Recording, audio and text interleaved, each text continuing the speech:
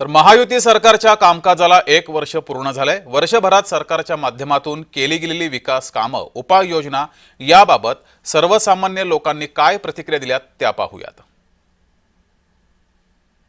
आता कायद्याच्या चक्रामध्ये जसं ज्याप्रमाणे चालायला पाहिजे त्याप्रमाणे ते कायद्याचा आधार घेऊन किंवा घटनेचा आधार घेऊन त्याप्रमाणे ते चालायला तसं चाललेलं आहे।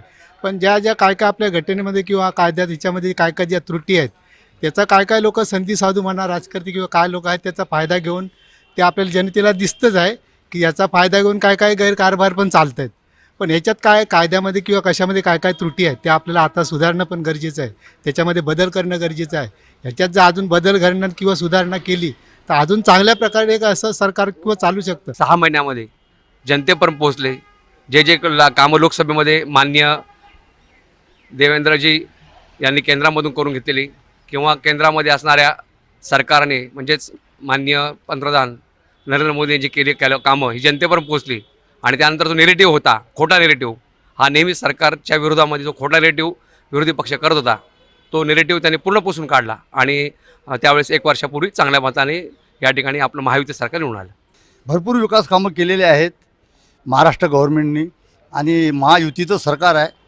सरकार दमदार आहे, कामगिरी दमदार आहे। आमच्या विदर्भात तर भरपूर कामं झालेली आहे, इथं बी मुंबईत भरपूर कामं चालू आहेत। काही पक्षाकडून भरपूर विकास कामांना अडथळा निर्माण करण्यात आला, पण माननीय देवेंद्रजी फडणवीस साहेब यांचं एक कुशल नेतृत्व म्हणून, दमदार कामगिरी म्हणून, कोणाला न जुमानता, कोणावर अन्याय अत्याचार न करता निर्भीडपणे विकास कामं केलेले आहेत। खूप चांगलं काम आदरणीय देवेंद्रजींच्या नेतृत्वात या महाराष्ट्रामध्ये होतं आहे।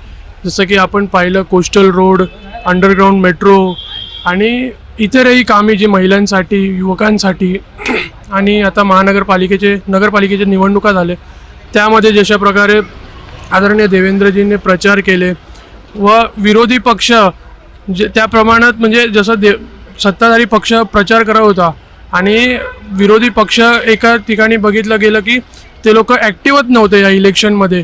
तर अशा प्रकारे आपला जो सरकार आदरणीय देवेंद्रजी ॲक्टिव्ह म्हणजे एवढा ॲक्टिव्ह मुख्यमंत्री अजूनपर्यंत महाराष्ट्राने पाहिला नाही आहे।